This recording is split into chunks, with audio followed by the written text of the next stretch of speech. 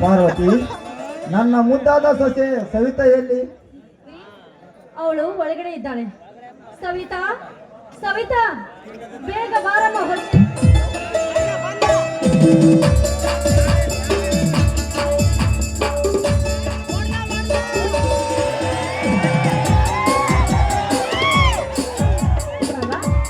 ತೋಟದಿಂದ ಯಾವಾಗ ಬಂದ್ರಿ? ಹೌದಮ್ಮ ಸವಿತಾ, ಈಗ ತಾನೇ ಬಂದೆ. ಚಿಕ್ಕ ಮಾವ ಬರ್ಲಿಲ್ವೇನು?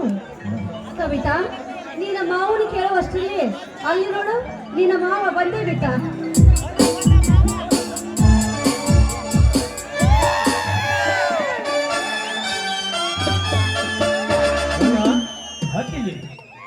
ಎಲ್ಲರೂ ಮನೆ ಮುಂದೆ ನಿಂತುಕೊಂಡು ಏನೋ ವಿಚಾರ ಮಾಡ್ತಿದ್ದೀರಲ್ಲ, ಏನದು?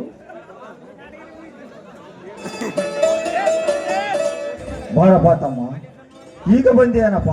ಹೌದಣ್ಣ, ಈಗ ತಾನೇ ಬಂದಿ. ಏನಿಲ್ಲಪ್ಪ, ಹಾಗೆ ಸುಮ್ಮನೆ ನಿಂತುಕೊಂಡಿದ್ದೇವೆ. ತಮ್ಮ, ಕಬ್ಬಿನ ಗದ್ದೆಗೆ ನೀರು ಹಾಯಿಸಿ ಬಂದೇನಪ್ಪ. ಅಣ್ಣ, ಏನಂತ ಹೇಳಿ ಅಣ್ಣ, ಏನಂತ ಹೇಳಿ? ಹೊಲದಲ್ಲಿ ಕಬ್ಬೇ ಇಲ್ಲದಿರುವಾಗ ನೀರು ಹೇಗೆ ಉಳಿಸಲಿ ಅಣ್ಣ, ಹೇಗೆ ಉಳಿಸಲಿ? ನರಸಿಂಹ, ಏನು ಹೇಳುತ್ತಿರುವೆ ನೀನು? ಹೌದಣ್ಣ, ಹೌದು. ಕಬ್ಬಿನ ಬೆಳೆಯನ್ನು ಗಂಡ ಹುಳ ತಿಂದು ಹಾಕಿ ಕಬ್ಬು ನೆಲಕ್ಕೆ ಹುರುಳಿ ಒಣಗಿ ಹೋಗಿದೆ ಅಣ್ಣ, ಒಣಗಿ ಹೋಗಿದೆ. ಮೈದುನ, ಎಂತ ಪರಿಸ್ಥಿತಿ ಬಂತಪ್ಪ ಈ ನಮ್ಮಂತ ಬಡ ರೈತರಿಗೆ. ಕಷ್ಟಪಟ್ಟು ಬೆಳೆಸಿದ ಆ ಕಬ್ಬು ಸರ್ವನಾಶ ಆಗಿ ಹೋಯಿತೆ. ಹಾಗಾದ್ರೆ ಮುಂದೆ ನಮ್ಮ ಜೀವನದ ಗತಿ ಏನು? ತಂದೆ ಬಸವೇಶ್ವರ, ನೀನೇ ಕಾಪಾಡಪ್ಪ, ನಮ್ಮನ್ನು ನೀನೇ ಕಾಪಾಡು. ತಮ್ಮ, ಈ ಭೂಮಿ ತಾಯಿಯನ್ನು ನಂಬಿದ ರೈತರಿಗೆ ಎಂತ ಕಷ್ಟ ಬಂತಪ್ಪ, ಎಂತ ಕಷ್ಟ ಬಂತು. ಮತ್ತೆ ಸಾಲದ ಸಂಕಟವನ್ನು ನನ್ನ ತಲೆಗೆ ಕಟ್ಟಿಕೊಂಡು ತಿರುಗುವಂತಾಯ್ತೆ ನನ್ನ ಪರಿಸ್ಥಿತಿ. ಅಳಬೇಡಿ ಬಾಬಾ, ಅಳಬೇಡಿ. ಅದು ಎಲ್ಲ ಆ ವಿಧಿಯ ಲೇಖಿತ. ಈ ಸರ್ಕಾರ ಕೆಟ್ಟ ಕೆಲಸ ಮಾಡೋದಕ್ಕೆ ಕೋಟ್ಯಾಂತರ ರೊಕ್ಕವನ್ನು ಖರ್ಚು ಮಾಡುತ್ತದೆ. ಅದೇ ಒಳ್ಳೆ ಕೆಲಸ ಮಾಡಲು ಈ ರೈತರಿಗೆ ಆ ಧನ್ಯಹುಳೆ ಔಷಧ ಕಂಡು ಹಿಡಿಯಲು ಸಾವಿರಾರು ರೂಪಾಯಿ ಖರ್ಚು ಮಾಡೋದಿಲ್ಲ ಬಾಬಾ. ಹೀಗೆ ನಾವೆಲ್ಲರೂ ಮುಕ್ತರಾಗಿ ಕಾಲ ಕಳೆದರೆ ಈ ರೈತರ ಜೀವನ ಹೇಳು ತೀರದಂತಾಗುತ್ತದೆ ಬಾಬಾ. ಸವಿತಾ, ನೀನು ಹೇಳುವ ಮಾತು ನಿಜ. ರೈತನ ಮಿತ್ರ ಎರೆಹುಳವಾದರೆ ರೈತನ ಶತ್ರು ದೊಣ್ಣೆ ಹುಳವಾಗಿದೆ. ಸವಿತಾ, ದೊಣ್ಣೆ ಹುಳವಾಗಿದೆ. ತಮ್ಮ, ಕೈಗೆ ಬಂದ ತೊತ್ತು ಬಾಯಿಗೆ ಬರದಂತಾಯಿತು ನಮ್ಮ ಪರಿಸ್ಥಿತಿ. ತಮ್ಮ, ಹೊಲದಲ್ಲಿ ಬೆಳೆದ ಶೇಂಗಾ ಚೀಲವನ್ನು ಆ ವಿಕ್ರಾಂತ್ ಗೌಡನ ಅಡೆತಗ ಹಚ್ಚಿದ್ದೇವಲ್ಲ, ಅವು ಮಾರಾಟವಾಗಿವೆ ಅಂತೆ. 20,000 ಬೆಲೆ ಬಾಳುವ ಬೆಳೆಯನ್ನು ಕೇವಲ 10,000 ಹಣವನ್ನು ಕೊಡುವುದಕ್ಕೆ ಬಂದ ಆ ವಿಕ್ರಾಂತ್ ಗೌಡ. ಅದಕ್ಕೆ ನಾನು ವಾದ ಮಾಡಿದರೆ ನನ್ನನ್ನೇ ಬಾಯಿಗೆ ಬಂದಂತೆ ಮಾತನಾಡಿ ಬಯಸಿದನಪ್ಪ ವಿಕ್ರಾಂತ್ ಗೌಡ. ನಿನ್ನ ಕರ್ಮದ ಕೊಡ ತುಂಬಿದೆ ಮಗನೇ. ನಿಮ್ಮಂತ ದುಷ್ಟರ ಶ್ರೀಮಂತರಿಂದಲೇ ನಮ್ಮಂತ ರೈತರಿಗೆ ನ್ಯಾಯವಾಗುತ್ತಿರುವುದು. ಇಂತಹ ಅನ್ಯಾಯಕ್ಕೆ ಸಿಡಿದೆದ್ದು ನಿಂತಿದ್ದಾನೆ ಈ ನರಸಿಂಹ. ಅಷ್ಟೇ ಅಲ್ಲ ತಮ್ಮ, ಅಷ್ಟೇ ಅಲ್ಲ, ಕಮಿಷನ್ ಕೊಡಬೇಕು, ಇನ್ಕಮ್ ಟ್ಯಾಕ್ಸ್ ತುಂಬಬೇಕಂತ ನಮ್ಮನ್ನು ಎದುರಿಸಿದನಪ್ಪ ತಮ್ಮ, ಎದುರಿಸಿದ. ಮೈದುನ, ಆ ವಿಕ್ರಾಂತ ಗೌಡ ಈ ರೈತರಿಗೆ ಮೋಸ ಮಾಡಿ ಹೆದರಿಸಿ ಈ ತಮ್ಮ ಸೊಕ್ಕನ್ನೇ ನಡೆಸುತ್ತಿದ್ದಾನೆ.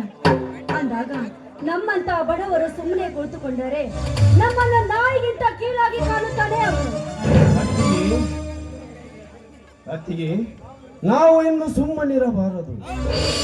1 ವರ್ಷ ಕಷ್ಟಪಟ್ಟು ದುಡಿದ ಬೆಳೆಯನ್ನು ಇಂಥ ದುಷ್ಟ ಶ್ರೀಮಂತರು ಒಂದೇ ಒಂದು ನಿಮಿಷದಲ್ಲಿ ಕಮಿಷನ್ ಆಗಿ ತಿನ್ನುತ್ತಿದ್ದಾರೆ.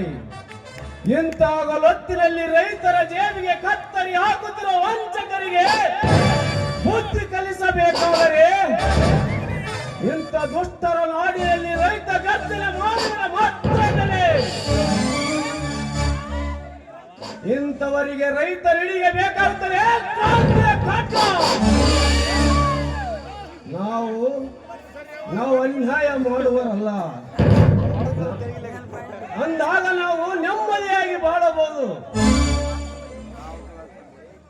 ಹೌದು ಮಗ, ಇಂಥ ಭ್ರಷ್ಟ ಅಧಿಕಾರಿಗಳು ಭ್ರಷ್ಟ ಶ್ರೀಮಂತರು ಇರುವವರೆಗೂ ಈ ರೈತನ ಕಣ್ಣಿಗೆ ಕೊನೆನೇ ಇಲ್ಲ.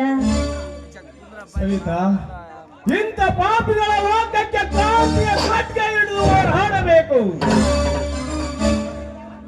ಅಂದಾಗ ಮಾತ್ರ ಈ ಅನ್ಯಾಯ ಈ ಜಗತ್ತನ್ನೇ ಬಿಟ್ಟು ಓಡುವುದು. ಹೇ ವಿಕ್ರಾಂತ್ ಗೌಡ, ಈಗಲೇ ಬರುವೆ ಮಗನೇ, ನಿನ್ನ ಹಾಳು ಸಾಮ್ರಾಜ್ಯಕ್ಕೆ ಅಂತಾಡುವೆ, ನಿನ್ನ ಕರ್ತೃ ಬುದ್ಧಿಗೆ. ನಿಲ್ಲು ತಮ್ಮ. ಕೋಪದಲ್ಲಿ ಯಾವ ಅನಾಹುತವೂ ಮಾಡಬೇಡಪ್ಪ. ಅವರಿಗೆ ಭೇಟಿಯಾಗಿ ಮಾತನಾಡುವ ಅಷ್ಟೇ. ಹೌದಪ್ಪ ಮೈದನ, ಇಂಥ ಕೆಟ್ಟ ಕೆಲಸ ಮಾಡುವ ಆ ರಾಜಕಾರಣಿಗಳಿಗೆ ನೀ ಬುದ್ಧಿ ಕಲಿಸಿ ವೀರ ಆಗ್ಬೇಕಪ್ಪ, ವೀರ ಆಗ್ಬೇಕು. ಭಕ್ತಿಗೆ ಈ ಗಳ್ಳು ಮೆಟ್ಟಿದ ನಾಡಿನಲ್ಲಿ ಪುಂಡ ಹುಲಿಯಾಗಿ ಘರ್ಷಿಸಿ ಬಂಡರಿಗೆ ಒತ್ತು ಮುತ್ತು ಕಲಿಸುವ ವೀರ ನಾನಾಗುತ್ತೇನೆ. ನನ್ನನ್ನು ಕೆಣಕಿದರೆ ಸಿಡಿದೆತ್ತ ವಕ್ರ ಸಿಂಹನಾಗಿ ಅಂತರಿಸುತ್ತೇನೆ. ಆ ದೇವರು ಬಂದರು ಕೇಳುವನಲ್ಲ ಈ ನರಸಿಂಹ. ಮೆಚ್ಚಿದೆ ಮಾವ ನಿನ್ನ ಧೈರ್ಯದ ಮಾತನ್ನು. ನಿನ್ನಂತ ವೀರ ಶೂರನಂತ ಪಡೆಯಬೇಕಾದ್ರೆ ನಾನು ಈ 7 ಜನ್ಮದಲ್ಲಿ ಪುಣ್ಯ ಮಾಡಿದ್ದೇನೆ ಮಗ, ಪುಣ್ಯ ಮಾಡಿದ್ದೇನೆ. ತಮ್ಮ, ಆದಷ್ಟು ಬೇಗನೆ ನಿಮ್ಮಿಬ್ಬರ ಮದುವೆ ಮಾಡಿ ಮುಗಿಸಿದರೆ ನನ್ನ ತಲೆಯ ಮೇಲಿನ ಭಾರ ಇಳಿಸಿದಂತಾಗುತ್ತದೆ ತಮ್ಮ, ಇಳಿಸಿದಂತಾಗುತ್ತದೆ. ಅಣ್ಣ, ಇಷ್ಟು ಬೇಗ ಯಾಕಣ್ಣ ನನಗೆ ಮದುವೆ?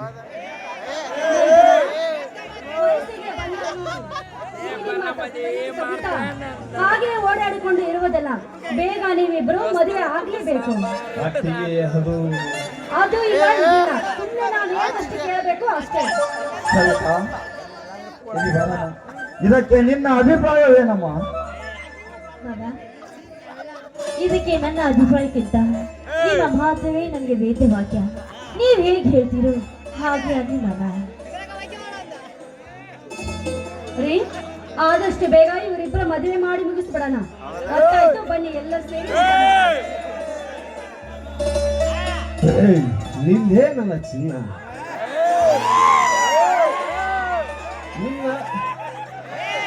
ನಿನ್ನ ಈ ತುಟಿಗಳಿಂದ ಈ ಮುದ್ದಾದ ಕೆನ್ನೆಗೆ ಸಿಹಿ ಮುತ್ತಲು ಕೊಟ್ಟು ಕಳಿಸಬಾರದೆ ನನ್ನಲ್ಲಿ. ಅಯ್ಯೋ, ಏನ್ ಹೇಳ್ತಾ ಇದ್ರೆ ನೀವು? ನಾನು ನಿಮ್ ಕೆನ್ನೆಗೆ ಮುತ್ತು ಕೊಡ್ಬೇಕಾ? ಬಿಡಿ, ನನಗೆ ನಾಚಿಕೆ. ಎಲ್ಲಿ ಎಲ್ಲಿ ನೋಡೋಣ ಮುಖವ. ಅಯ್ಯೋ, ನಾಚಿಕೆ ಬಿಟ್ಟರೆ ತಾನೇ ಸಂಸಾರ ಸಾಗುವುದು. ಅಯ್ಯೋ, ಇನ್ನೂ ಮದುವೆ ಹೊಂದಿದ್ದೀರಿ? ಇವಾಗ್ಲೇ ಈಗ ಸುಧಾರಿಸ್ಕೊಂಡಿದ್ದೀರಿ? ಬಾ, ಒಂದು ನಿನ್ನ ಮಧುರವಾದ ಕಂಠದಿಂದ ಒಂದು ಗೀತೆಯನ್ನಾಡಿ ನನ್ನ ಹೃದಯವನ್ನು ಕುಣಿಸಬಾರದೆ ಚಿನ್ನ. ಅಯ್ಯೋ ನನ್ ಮಗ, ನೀನ್ ಕೇಳೋದು ಹೆಚ್ಚ, ನಾನ್ ಮಾಡಿ ಕುಡಿಯೋದು ಹೆಚ್ಚ. ಆಗ್ಲಿ ಮಗ, ನೀನ್ ಎಷ್ಟಂತೆ ಆಗ್ಲಿ.